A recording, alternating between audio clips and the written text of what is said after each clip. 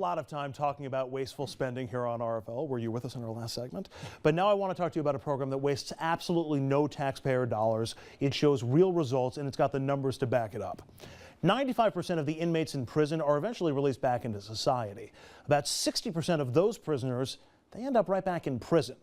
Now, what if I told you that there's a program out there that doesn't cost taxpayers a dime and allows inmates to earn a college degree that actually costs tens of thousands of dollars less than keeping people in prison does, and it slashes their recidivism rate, their return rate to prison, to zero?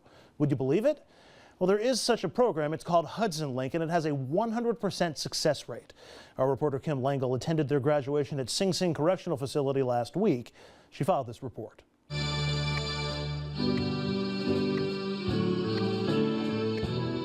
For these 20 graduates beaming with joy, it was a day they thought would never come.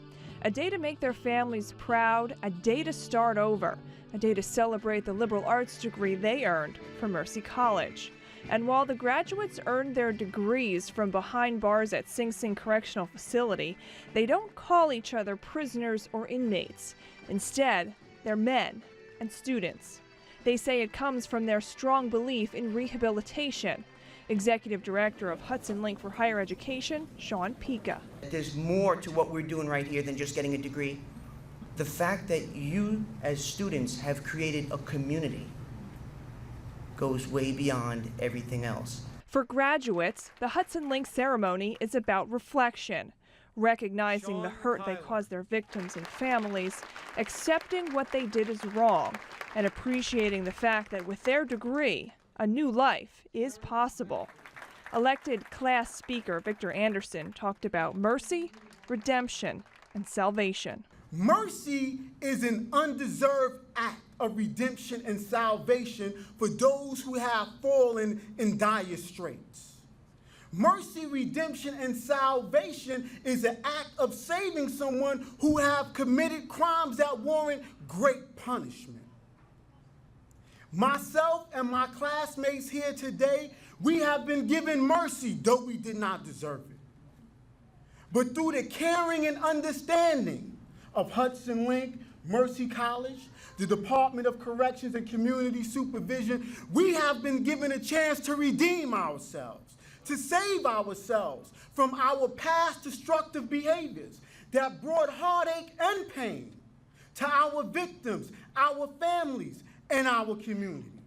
We have been given mercy.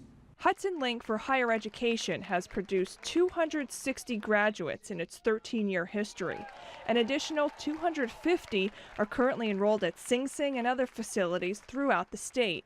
More than 40 graduates have been released, and not one of them has returned to prison. Your brothers now. Commissioner of Corrections Brian Fisher told graduates that education is the #1 reentry tool.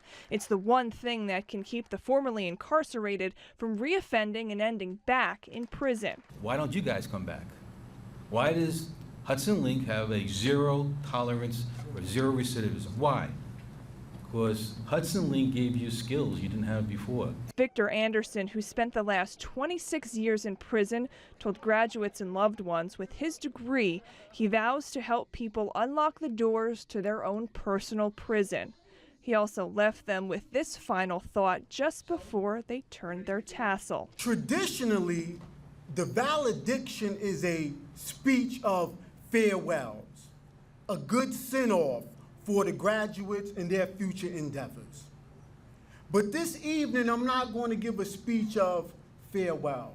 Actually, I'm going to give a salute to a new journey and ask the question not only to the graduates, but to everybody assembled, where will you see us again?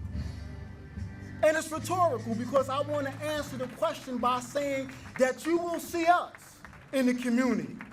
You will see us in civic centers. You will see us in churches. You will see us in mosques and in synagogues. You will see us in the community taking our place as tax-paying citizens. That's where you will see us. Now, one of the Hudson Link graduates we met is Fernando Bermudez. At the age of 22, Bermudez was convicted of murdering a teenager outside a New York City nightclub. But the youngsters who put him behind bars, they later recanted their testimony, saying the prosecutors and police had pressured them into pinning Bermudez as the killer.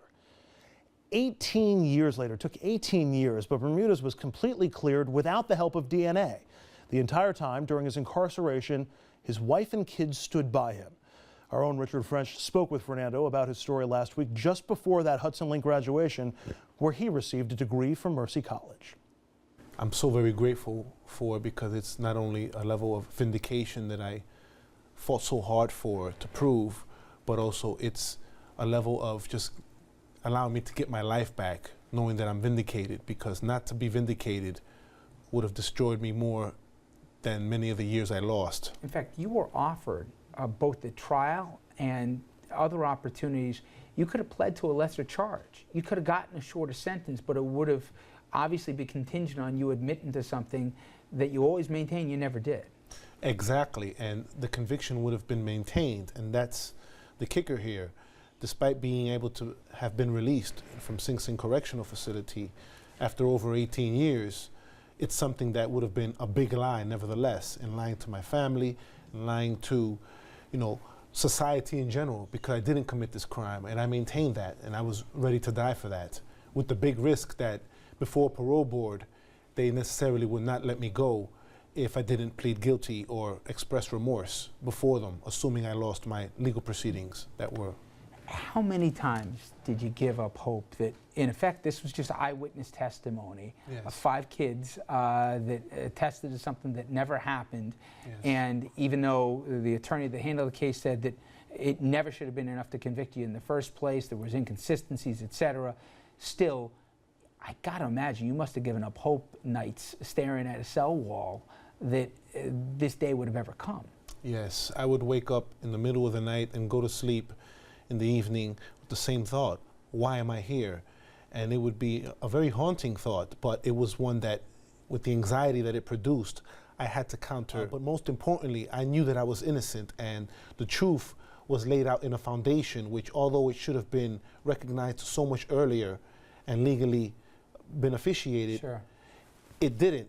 But I held on to that because I knew that if I kept on the good fight. There's one thing believing and knowing that you're innocent, but family, Yes. friends closest to you. Did you believe down deep that they believed you?